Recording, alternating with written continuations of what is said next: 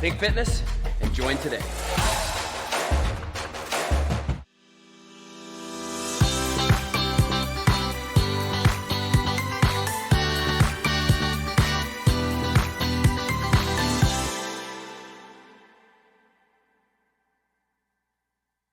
All right. Hi, everyone. Welcome back to Let's Move Canada. For today's episode, of course, you will continue to have myself and Dane as your host. In today's episode, we will be talking to national fitness expert, celebrity trainer, and author Brent Bishop about what led him really to pursue an awesome career and even lifestyle, if we can say, in fitness and what staying active and healthy means to him. Now, before we jump into all of that, let me start by saying that today's podcast is brought to you by the Canadian Health and Fitness Institute, a national organization whose mission is to make Canada the fittest nation on earth, and get this, by 2030. And with this goal in mind, our podcast aims to raise awareness about physical activity and mental health. Now, let's talk about our excellent guest today. Brent Bishop is a well-known national fitness expert, celebrity trainer, and author. He is the founder of Think Fitness Studios in Toronto, which focuses on performance-inspired conditioning. And currently, he serves as the fitness expert on CTV's daytime TV show, Cityline. And Brent has appeared on various North American networks such as KTLA, with WFLA Daytime, the Marilyn Denis Show, Global TV, ET Canada, just to name a few. And beyond television, he's also contributed regularly to print media such as Best Health Magazine, Sweat Equity Magazine, Fitness Business Canada, etc. So with over 25 years of experience in the fitness industry, Bishop is committed to promoting an active lifestyle through fitness, adventure, and media. And so he's going to take us into a little bit of an adventure today. Welcome, Brent. Thank you so much for being here. Thank you for that great intro. That was welcome. Nice. Thank you. So our first question is, how did your passion for health and fitness start? And were you heavily involved in sports, the active lifestyle when you were a child growing up? You know, what's funny is and this is so much ingrained in who I am, is nature is actually where everything became inspired for me. So I grew up in BC. I don't know if you guys know that, but I did too. Yeah, you did too? So, you know, being outdoors, just whether it's like I'm mountain biking, hiking, running, kayaking, whatever it is, it was everything so accessible there. So that's one thing I do miss is that, that lifestyle. And it's always been my playground, nature. So, I never had to be forced to be active in nature. You just are, so that was my source of inspiration. I think, from that point, just the fascination of the human body and the adaptation that the human body goes through when you expose it to something, whether it's lifting weights or cardio, it's amazing. I mean, you can literally work out consistently and all of a sudden you become stronger. So like that became a big, as a kid, became a thing for me. And I remember one year, I don't remember how old I was, probably just a teenager. And I asked my parents for a weight bench, weights and a bench for Christmas. And then I just started focusing on strength training and then helping some of my friends and whatnot. And, it just became a thing. And so, long story short, I loved how that felt. I felt I was strong and I felt I could run further. I could do all these things that I love to do in nature, but now it was easy and effortless. So, that became something that was very gratifying for me. And then seeing other people literally just change, not just physically, but change their mentality, change their level of confidence, become almost like a completely different person through exercise. So that became something that was very, that just kind of fed my desire to do more of it and to show people more and to educate people more. And it just became a thing for me. And so I went to Simon Fraser University in Vancouver, Burnaby, and got my kinesiology degree there. And, ever since then, I went into the personal training realm, worked for a company in Vancouver, ran a place in West Vancouver for a while, for about 4 years, transferred to California, opened a place there for that company. And it's always been a thing. And seeing how people just literally just change, their lives just changed because they got active, and in so many ways. And so that was always something that's very inspiring to me. Yeah, it's something that I just continued to do. Came to Toronto because I wanted to kind of change and do things different. I wanted to do my own thing. I had already lived in Vancouver, so I ended up moving to Toronto and starting out just fresh. One client, and that's it, and grew it from there. And here I am. And I can't imagine myself doing anything different. Even if I tried, it's like I always come back to this. Right. I love what you're saying about the getting out in nature and getting outdoors, because when people think about exercising, a lot of people go straight to working out, right? Going to the gym, Exactly. going on a treadmill or cycling or whatever.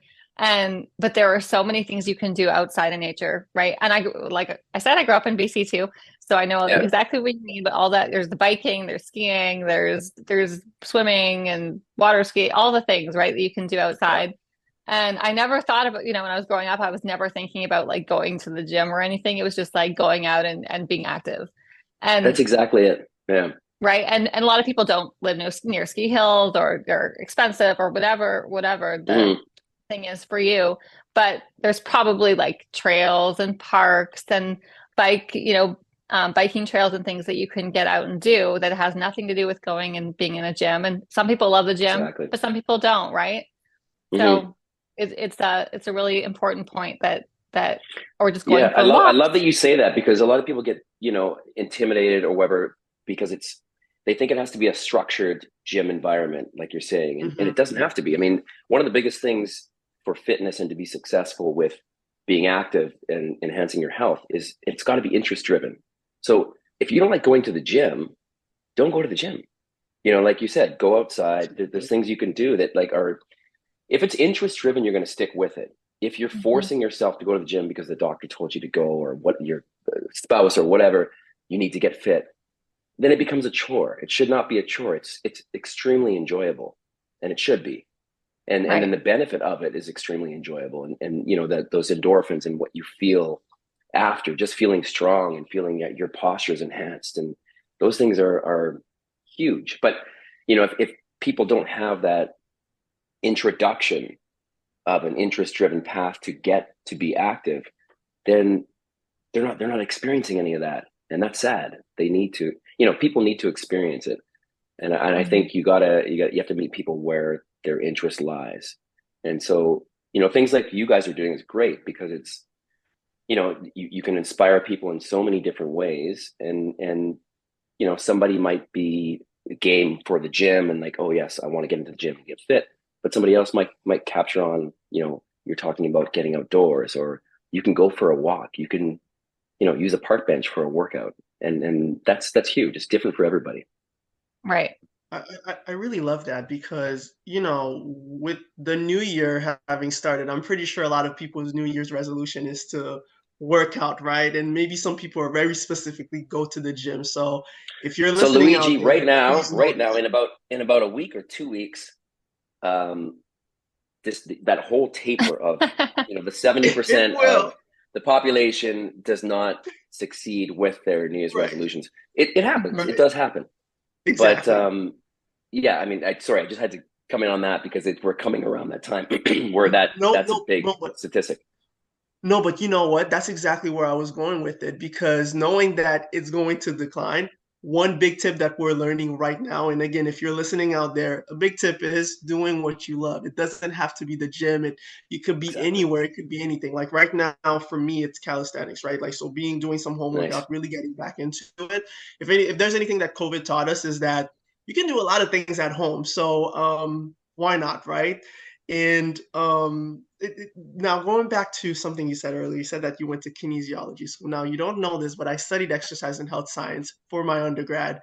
And one of the things that I learned is that as long as you stay motivated, a lot of it is mental as much as it is physical. As long as you stay motivated mentally, you can find ways to really stay active. So I'm curious to know, what are some things that you've learned in kinesiology school that have impacted your career and journey as a health and fitness professional? Oh boy, so much. I mean, to be honest with you, like a lot of, you learn things from textbooks and teachers and whatnot. But when you get into the Right. field is where you really learn things because you experience Exactly. it. You test things for yourself. You become your own guinea pig. Um, but one of the biggest things is literally, I always say it's consistency over duration. So like, you don't have to spend an hour, 2 hours in the gym. I would rather you spend 15 minutes or 20 minutes and do that more often. And that's going to Mm-hmm. create not only better benefits physically and mentally, but also habitually. It's going to become something that it kind of feeds you. It becomes part of your your weekly routine. And I think that's really huge. Just like, if you're going to brush your teeth, you don't, I want to brush my teeth really well. I'm going to brush it for 3 hours and then I'm not going to do it for Mm-hmm. another week or two. No, you do it consistently because that's the result. And I think it's the Mm-hmm. same thing with exercise. And more than not, people who are, let's say they're intimidated to go to the gym or they're not active, maybe they're sedentary, and just to start is a problem for them. You don't want to think about exercise as like, oh, it's such a big thing I have to do. No, you just have to literally just get active for even 10 minutes. Give me 10 minutes, and that 10 minutes is going to change to 15 minutes to 20 minutes because you're going to feel the benefit. But if you never get into even trying it, you're never going to feel the benefit, and it becomes there's that block of like, oh my God, it's so much work. It doesn't have to be Mm-hmm. hard, and there's, as we talked about, there's so many different forms of exercise, and for that to be a barrier, like that's what I want to not be a barrier for people, because you can see, on Instagram and all these, I even do some crazy stuff on Instagram, and it doesn't mean that that's what you need to do. There's a starting point for everybody, so I think through kinesiology and learning about the body and just how the body adapts and how significant it is, not only physically, but also the mental adaptations. We Mm-hmm. talked about the building of confidence, the mood. I mean, what's huge right now is longevity and aging. Yes. Yes. Health span over lifespan, right? Like, so being healthy to the point where, you know, sadly you die, but you don't die unhealthy. And Mm-hmm. and I think that is a critical thing right now. It's a big topic because we know so much more than we did even 10 years ago. Mm-hmm. So, exercise will, if I talk about mental health, we know exercise elevates mood and all that, but even increasing blood flow to your brain. So we increase something called BDNF, which is brain derived neurotrophic factor, which that can enhance neural connections. It can actually even help you grow new neurons. So when it comes to age related cognitive decline, exercise is a huge factor that we know now can really impact positively. That decline of things like dementia, Alzheimer's. Exercise and sleep and nutrition obviously are huge, and we know that now. There's so much research. There's so much background on why that has such a profound impact on brain health. And I think if people even approach it from that level, like I find a lot of my clients now who are, let's say, 50 plus, that's a big focus. So it's not about, I'm going to crush this workout. I'm going to do my personal best in squats. It's not about that. It's about longevity. It's about living life so that you have the mobility. You can do the things that you want to do. Listen, we lose about 3 to 8% of our muscle mass every decade after the age of 30. So when you hit 80 years old, you could be 40% less muscle mass, and that impacts obviously mobility. It impacts, I mean, so Mm-hmm. many things like hormones. It impacts your mental health. As we know now, muscle is so related to overall health and longevity that for somebody not to do strength training, you're doing yourself a disservice for sure. So I think when we talk about age-related cognitive decline, as I mentioned, and sarcopenia, which is age-related muscle loss, which leads to frailty, which becomes a huge issue if somebody falls and their bones are brittle. that's a lot of times people, they end up passing away soon after that. So it's a big deal. I think, I think that's my realm right now. What I'm focusing on is that longevity aspect. And I think the kinesiology background gave me an insight to just how the body can adapt. You can be 70 years old and just start weight training, and you've never done it before in your life, and you're going to see great results from it, and you're going to benefit from it. So it's never too late. And I think that a lot of people probably think, oh, I'm already 65 or whatever. Why start now? Why not start now? Right? When you know those benefits, it's to me, it's like, I need to help that person at least start. Right. So I was actually going to ask you about mental health also, right? Not just physical health, but it has a lot of benefits to mental health. So how much exercise, or how many times a week, do you think that someone should be active to reap the benefits for their mental and physical health? Yeah, great question. I mean, some is better than none. So if somebody is only doing once, then that's a great start. But I want to see that continue. So, they say, 30 minutes 5 times a week is something that's good. And then this can be a combination. This could be, you could even be going for a brisk walk on one of those days, but some strength training and some cardio, because you want both. But again, we talked about interest driven. I think that's really important. So you got to start there. And I think what I've seen over my years of doing this, which are quite a few, is once people start, there's momentum. Mm-hmm. There's momentum that's created. And I think if somebody can be active 4 to 5 times a week for at least 30 minutes, that's a great starting point. And I will say there has to be some strength training there. Mm-hmm. Like it's critical. Even if your goals are, weight loss, you want to decrease your body fat, strength training. It's cardio is great for obviously cardiovascular health and whatnot. But when you train your metabolically active tissue, your muscle, right, you get a little bit more muscle mass on, you've increased your metabolism. So even when you're sedentary, you have more muscle, you're requiring more fuel, you're burning more, your metabolism is higher. So, and then we talked about briefly the whole idea of sarcopenia and like losing muscle we need to maintain as much muscle as you can throughout your life. And if you think about it that way, I mean, obviously strength training is a big part of it. You can do body weight exercise, you can do bands. You don't have to go to a gym, but it's really crucial because it has such an impact on your entire system, and I think, I mean, we could go on tangents with this, but like, even just in terms of protein intake and making sure that people think as you get older, you don't need as much, but in fact, you actually almost need more because you're losing. Wow. And you're losing regardless whether or not you want to. So it's something, this is nature, you lose, but you can make a dramatic, you can actually have quite an impact by just doing regular strength training. So let's say, going back to the question, 5 days a week, you're doing 30 minutes of something. Maybe 2 of those days are more of a cardio, whatever you like to do, running, walking, hiking.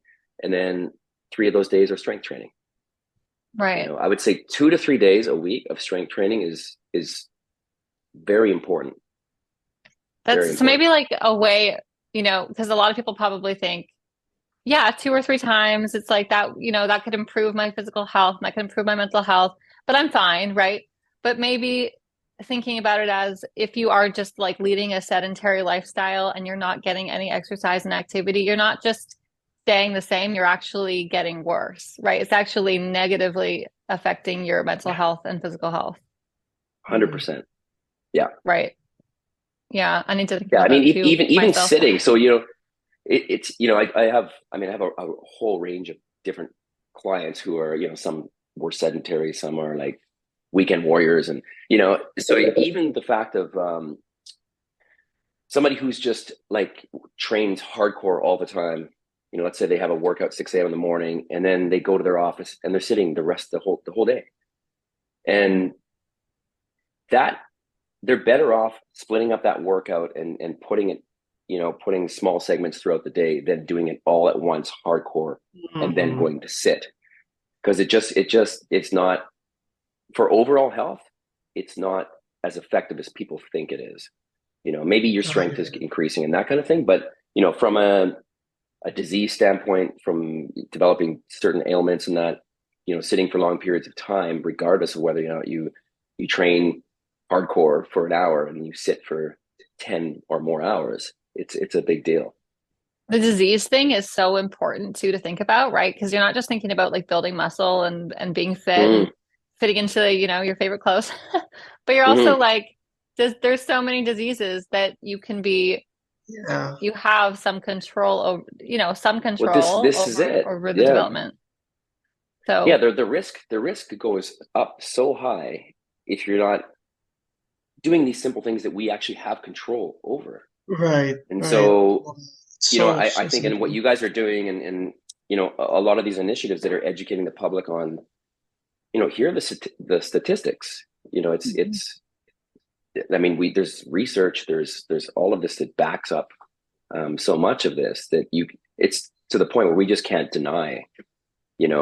Being inactive is extremely bad for your health. Like, you can almost put it with like smoking and things like that, because if you're inactive, your risk of like cancer, diabetes, heart disease, all these things just go skyrocket.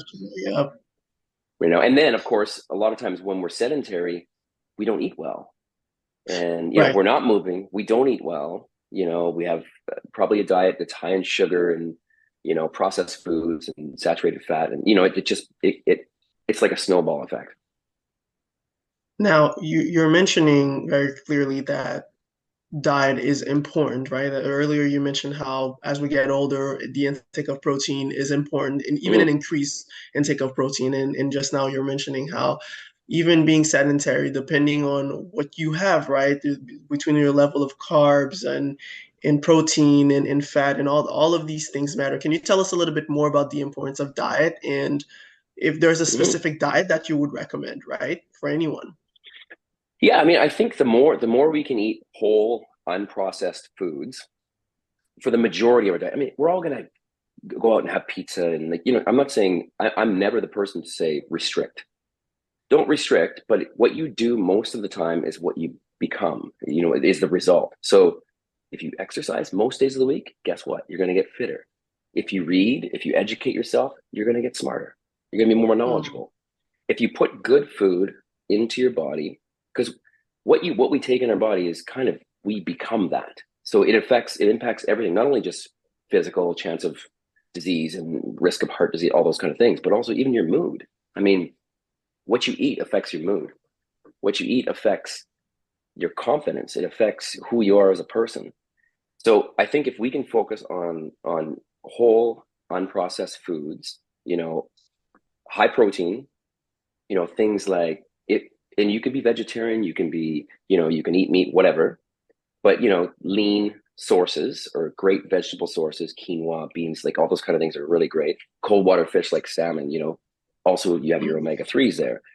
So I think, lean protein, lots of vegetables, it sounds cliquey or whatever, but eat the rainbow. Yes. Because all those colors, they all give you something. They all give you more, vitamins and minerals are different from a red pepper versus an orange versus something else. So the more variety you can bring into your diet, not only is it more palatable and more exciting, but it does more for your body. And that's what we're meant to intake. Healthy fats. So avocados, we talked about salmon, seeds, nuts. These things are really important because a lot of things we take in, and if you're taking a lot of sugar and that type of thing, it's inflammatory. So we want to calm that, and you want to counteract it by having healthy fats, which are very good for you. Also, from a satiety standpoint, like it's satiating when you have healthy fats. If you have avocado in a salad, you're fuller. So your tendency to eat more is less when you have healthy fats in your diet.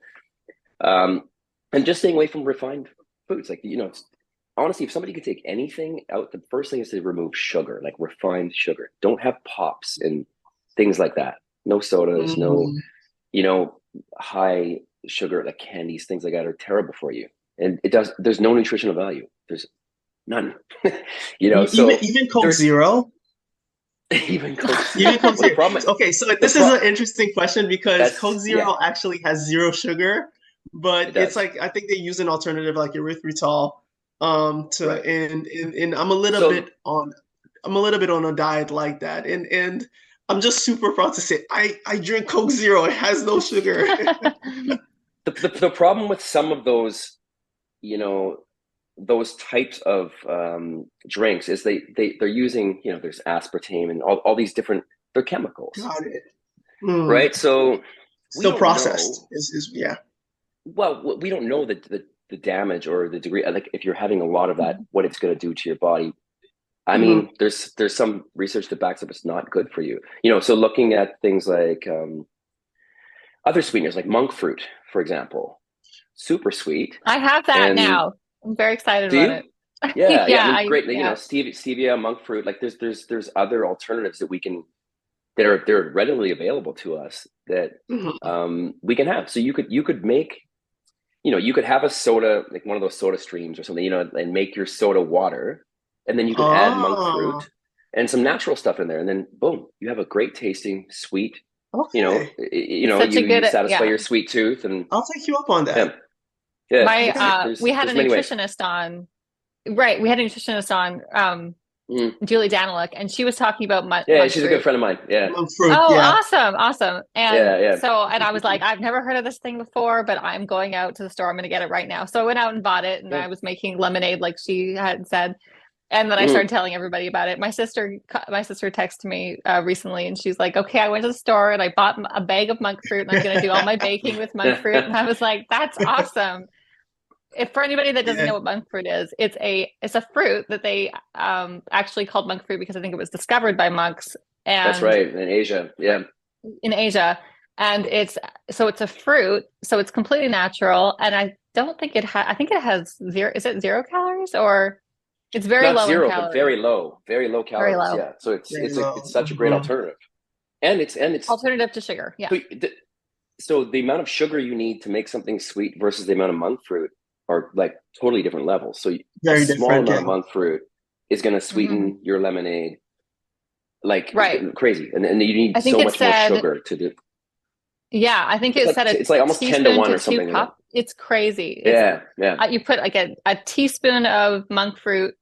That's right. The liquid one into an entire, like a tall glass of lemonade, lemon juice and water, or whatever, however you make it, instead of tablespoons of sugar or whatever, how much sugar you're using. Or with your baking, instead of using a cup of sugar, you use a tiny little amount of monk fruit. So it's so much better for you. And I just, just found out about it. Yeah, I've been using erythritol. That's an important one for people to know. No, I'll have to make that switch to monk fruit because erythritol is what I've been using lately. But it sounds like monk fruit might actually be an even healthier alternative. So yes, I'll give that a shot. Yeah, I don't know what erythritol is. What is it made? Is it a chemical? What is it? To tell you the truth, I actually don't know. I actually don't have the answer to that. But the one thing that I've heard again and again is that it's a better alternative to sugar, or as a sweetener, right? But all right. Well, now you're changing to monk fruit. No, but that's without even considering monk fruit. So I don't know. I'll try monk fruit. And I think another big thing for me when it comes to nutrition, and just like I think it might be for everyone, is taste, right? So as long as something tastes good, it's a huge motivator for me. So I think getting to know fruits, foods, alternatives, and maybe not thinking about things as alternatives, but thinking of them as their own thing that are healthy for you. That's been helpful for me, right? So if instead of having rice, I would have cauliflower rice, and I don't think of it as an alternative to rice. I just think of it as its own vegetable thing that's very healthy for me. So it tastes great. It's how you see it. Yeah. There's one other thing I learned. I watch a lot of cooking shows. I'm a total, foodie cooking. And one of the chefs said that a cup of avocado, like smashed avocado, is equal to a cup of butter in baking. So I thought that was Wow. like super interesting, right? Because That's pretty cool. Yeah, yeah. that's a So good there's a point. lot of things that you can do to make that's a Mm, whole other discussion, or like how do you, make eat better and eat cleaner and get the right fats. But there were so many things if you just like, Google or look it up online and have some really good I ideas of mean, like some substitutions. yeah, I think it's, at some point we have to, dig into our creativity a little bit when it comes to nutrition.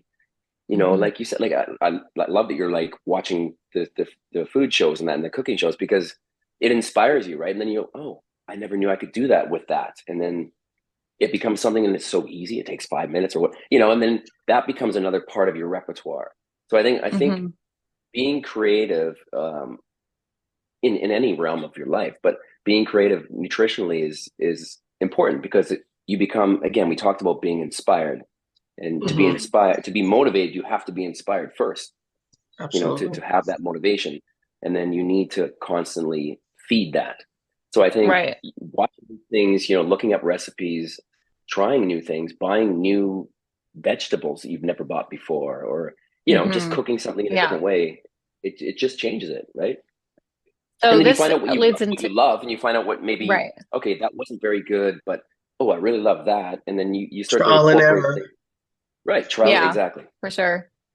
So this feeds into our question that we have about children in Canada and school kids. Do you think it seems to be like the trends in Canada are a lot of places, obviously not just Canada, but Mhm. obesity in children, diabetes in Well, children, all of these metabolic diseases are getting worse.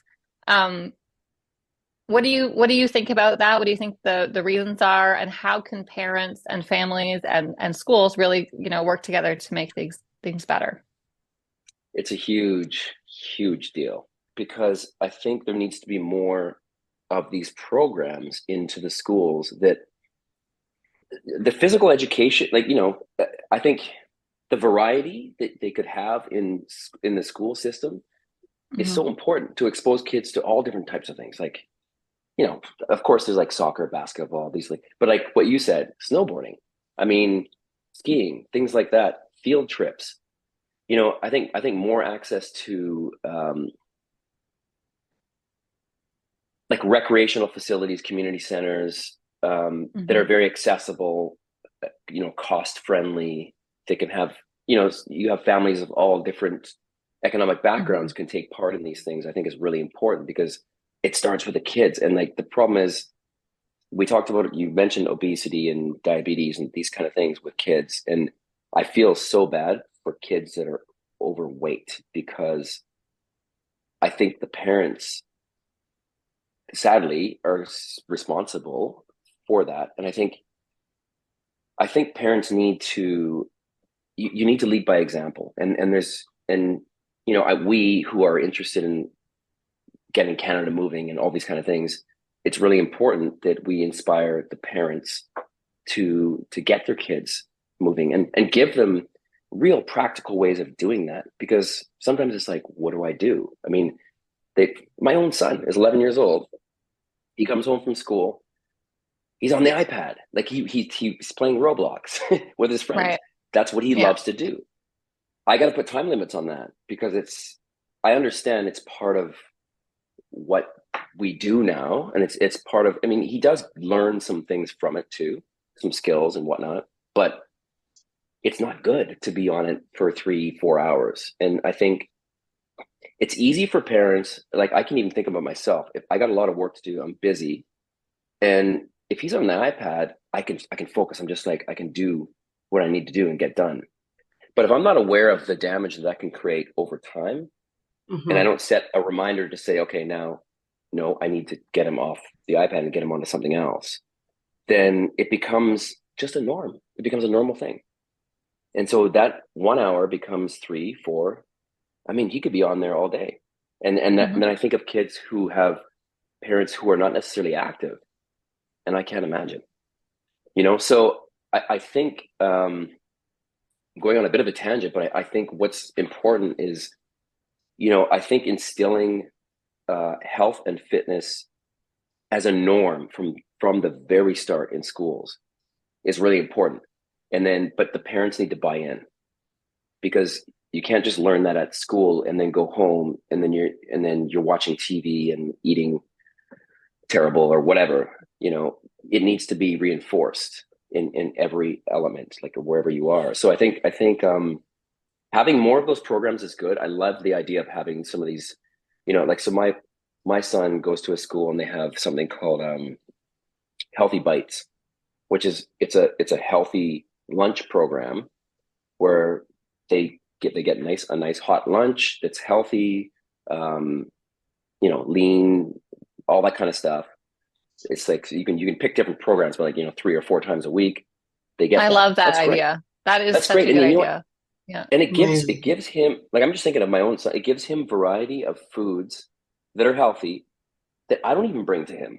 So he's like, oh, we had such and such today. I'm like, oh, that's amazing. Like eggplant and whatever. I'm like, really? Oh my gosh, that's amazing. Like, I loved it. I'm like, okay, I gotta learn to cook that now.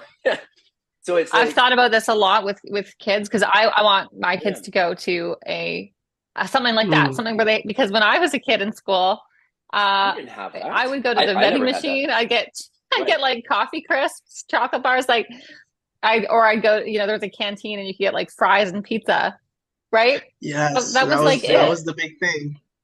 Yeah, that was not good. Listen, so kids, you know, I mean, this is such a big thing for me too, because I have a son, but like introducing foods that are healthy to kids is so important, but you got to do it as soon as possible, so it becomes earlier, right, something that they're familiar with. Otherwise they become so, listen, my son, pizza, you know, mac and cheese, all the crunchy stuff, like that's what kids most love. So the problem is, a lot of times the kids don't get the nutrition. Like, a lot of these foods are very nutrition deficit, you know, that you're not getting the protein even, you know. And we have great solutions now. I mean, there's a company called Healthy Heights that does kids protein, like made specifically for kids, like whey protein and vegetarian or vegan as well. And you know, it's a game changer, things like that, because now, you know, you can let me bake muffins and throw protein in the muffins, or let me have oatmeal and stir that in, or smoothies and things like that. So you know, you can sneak it in, for lack of better words, but you can, you know, and then you can sneak in that nutrition, and that also includes vitamins and minerals and things that a lot of times these kids are deficient in, because they're eating all, you know. And especially if it's a household that's not really focused on healthy eating, you know, you as a kid, you can grow up just having things that just are not good for you. And so it impacts your development. It impacts your mental focus in school. Absolutely. There's so many things like that we know now, that just nutrition is so crucial, and just as exercise is, you know, it's a big deal. It's a big deal. So yeah, I think in Canada, I think changing, it comes down to like things like you guys are doing, is just educating the public that just how important it is for kids to have that foundation from such an early age, that is their foundation. There's nothing else. Like that's the normal thing. You know, it's like, you know, you grow up in BC and, you know, like normal for me is I'll go for hikes. I'm outdoors. I'll just, you know, whereas I come to Toronto and you know, I talk to people that I've met here over the years, and they're like, oh, really? I've never gone camping. I'm like, what? Yeah. You know, it's like, to me, it's I don't know. I don't even know what to say. But it's all what you grow up with. So I think if we all put the emphasis on growing up with health, then we become a healthier population. You know, we become a healthier nation. And I think it's got to start with kids, but you also have to educate the parents. Absolutely. So it sounds like it's kind of everyone's job, but it's at the same time, it's making sure that you have a strong foundation. It's good for parents to strive to have a strong foundation, because that's where it continues, not even starts, but it continues, because we want to think about, you know, starting where you are and really start adopting these good habits, introducing them early enough and going on. So that makes a lot of sense. Now, Now I'm curious, right? I love to see how health and fitness are really is really a lifestyle for you, right? Like it's in anything and Mhm. everything that you do. But Dana and I were curious to know if you had any other interest slash passion outside of health and fitness. Nothing. I'm just kidding. I do. I definitely do, and it's going to tie into what we previously discussed. Nature, animals. I love like that's my. I love that. So that with travel. So one of my biggest Mhm. things is travel. So even with my studio, from the beginning, we created these fitness retreats. So, we've done Kilimanjaro, Machu Picchu, Grand Canyon, anyway, Costa Oh, Rica, a wow. variety of different things. But the reason Amazing. for it is okay. So you can be in school and you can learn, kinesiology or whatever. You did some exercise science background, or what you learn a lot of Mhm. stuff.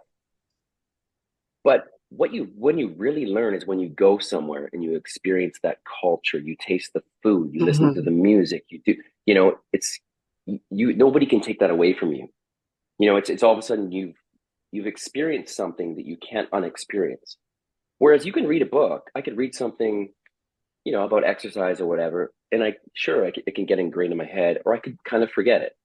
But when you experience something, it's such a different level because all your senses are experiencing that. And I think that's what my interest in travel is that. So I like to do active travel. So I will incorporate the fitness and that kind of thing into it. But even just learning about cultures, different animals that live in certain regions of different countries, and that kind of thing is really interesting to me. So that's kind of my big passion. That is It's a lot so of cool. fun. Yeah. It's a lot of fun. Yeah. This just a quick side note slash fact. If Mm, anyone is ever interested in learning a new language or just loving it, traveling is one way to do it. But when you come back home, if there's a diaspora, get involved yeah. in the diaspora. You would be surprised how quickly the language comes to you, how much of an expert you'll become about the food, about anything. So it's a really That's a good nice point. extension to liking to travel. So if you haven't tried it, I would highly recommend. I'd say some of the languages that I know, that's how I've been able to learn them, is connecting with people back where I Yeah. live in my environment that do it. So the fun can continue aside from traveling. Yeah. No, that's good. That's a really good point. Do you have any trips planned? Yeah, well, I mean, I do trips for work. So I mean, of that level, I have one. So I was supposed to do one a few years back that I haven't done yet. It's in Cambodia. So it's a I love 240 Cambodia. kilometer race through. You go through the Oh, ruins and stuff, Yeah. okay. and there's Yeah. actually Like Phnom undetonated Penh and landmines and stuff. Yeah, oh exactly. yeah, yeah, yeah, So I'm yeah. supposed to do that. I fell off a climbing wall and messed up my ankle Wow.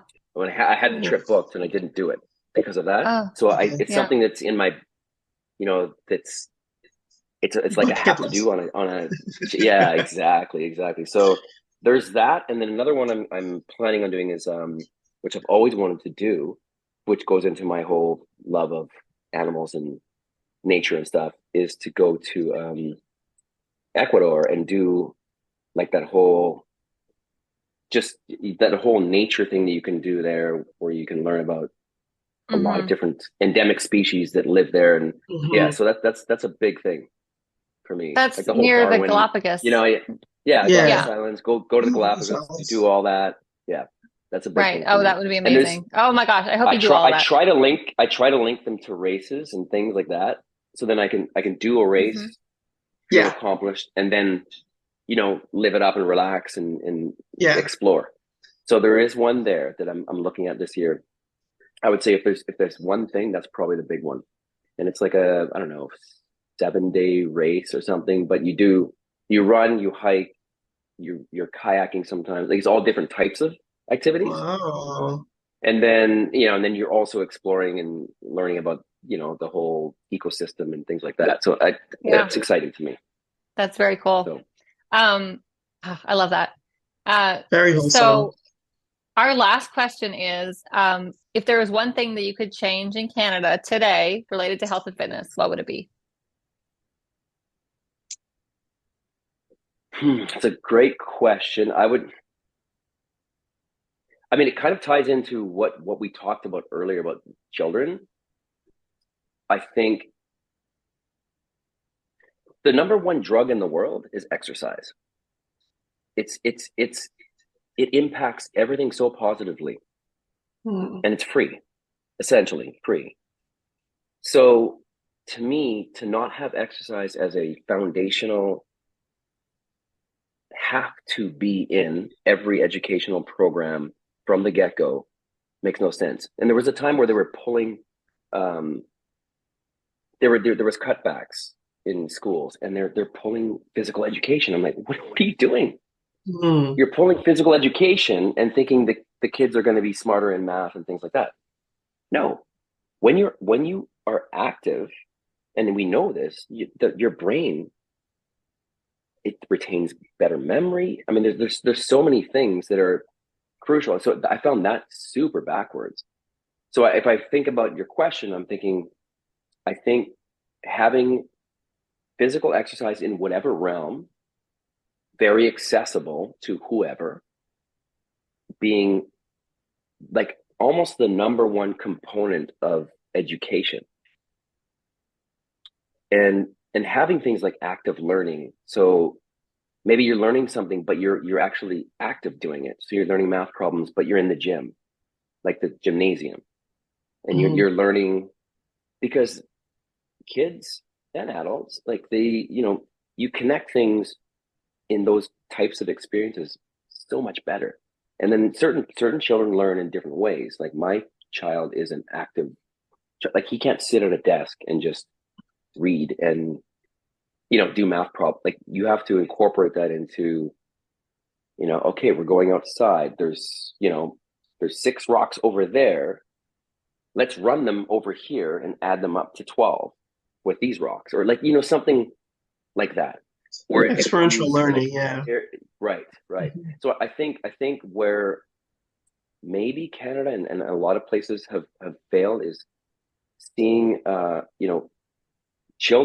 different children learn in different ways. But I think almost every child, if you get them moving, like you start your school day moving instead of sitting, I think is a really cool thing. Playing, doesn't matter. Moving, playing. Okay, we're going to the gymnasium. You could do 5 minutes of just jogging around, and, the kids are chatting to each other, whatever, and then you sit down. Is different than just going and sitting down. Right now, your attention is going to be better. You're going to be more intrigued to listen. You've got blood flow to your brain. Your body's been moving. You're kind of exhilarated, and then you can now take in information. So I think, to answer your question, I'm going on tangents, but I think that's the most important thing, is just to incorporate physical activity in any way as a foundational component from the very beginning. So as we talked about earlier, so it's a norm. It's a normal thing, and you can't go back, because that's what you do, right? It's like brushing your teeth in the morning. Like, this is what you do. It's normal. And if you teach that for a kid, that's what they're going to do the rest of their life. They're going to do it in some way, So I think that's, for me, that's what it would be. Maybe and in that the comes future, down to community programs. Yeah. Like it comes down to like recreational programs, community programs, like even things that I teach my clients is like, okay, you're going to have a meeting. Why don't you do a walking meeting on the phone? Like I go for runs and I have my meetings while I'm running. And if you're like, you're breathing so heavy, you're so out of breath. I'm like, yeah, I'm running. You're running in your meeting? I'm like, yes, I'm running in a meeting. I'm combining 2 things that I need to get done. And it's perfect. Like it's I'm focused. I'm so focused on what the person's saying, because I've my body is like on, my mind is going, I'm listening to what they're saying, plus I get my exercise in at the same time. So if people can combine things, it's like practicing your balance while you're brushing your teeth. Just stand on one foot or brush with the opposite hand. Like, mess things up a bit. So you have to kind of, relearn, or That's a like that's huge weird, you know. And but what it does is it trains your body in a different, like, it's a yeah. new stimulus that you have to now Stimulus to a kind of different part learn. of the brain. Yeah. Yeah, So I think totally. those kind of things are not brought into the regular educational system as much as they could be. Mhm. Mm. Yeah, we Yeah. spoke with someone talking about this that works in physical education in Canada, and they were saying that some countries have like fitness experts in the schools. It was like something I had never heard of, right? Or they have, Mhm. or their gym teacher, he called it physical education teacher, Mhm. was an actual professional athlete or something like that. Mhm. Like was Cool. Yeah. so different to what we have Mhm. here, but that all has to do with funding and all these other things too, right? So Of course. Yeah. it's definitely a problem that we, that people can talk about, and if they're not even aware of it in the first place, that these things are going on in other countries, like, but Mhm. now, it's good to be aware of it, and then talk about it and say, like, how can we get this kind of program into our school, or how do we get this nutrition program into our school, or what can we do as parents, what can we do as a community, right? Yeah. So it's good to just know about it and talk about it, so that because things can get better, of course, right? You can Absolutely. have better Yeah. programs and It better starts with nutrition. speaking up. It, like as you Yeah, Yeah. said, it starts with being aware of what, like, the being world, aware other of it. countries are doing, and like, wow, why aren't we doing that? You know, Hmm. and then raising the question, you Hmm. know, why can't we have something that's going? Is it funding? Is it what, you know, what do we need to do? Right. And I think it's an important, those are important questions for Absolutely. And sure. between having these conversations and staying active ourselves, right? Like I think that builds the momentum to move towards exactly what you're saying. And that's how these changes can happen. So yeah, so Hmm. this is very, very holistic, very, very, very great conversation. Yeah, no, this has been great. Yeah, Yes. Thank I you think so much for coming on. Thank you. Absolutely. absolutely, absolutely. It's been my pleasure. Perfect. Here you have it. Quite the adventurous podcast with Brent Bishop today. Thank you, Brent, for coming. And of course, again, we're your hosts, Luigi and Dana. Make sure to follow Brent on Instagram at I am Bishop, or on his website at www.iambishop.com. Of course, we'll link them. Of course, we'll put them in the description box. And also, please be sure to check out our Instagram at Let's Move Canada for the latest updates. And head over to our website, chfi.fit, to learn more about our mission. And don't hesitate to DM us in case you're interested to be in hearing someone else talk or being your guest yourself. And stay tuned for our upcoming episode announcements. And we'll see you next time. Thank you so much. Thank you guys. It's been a pleasure.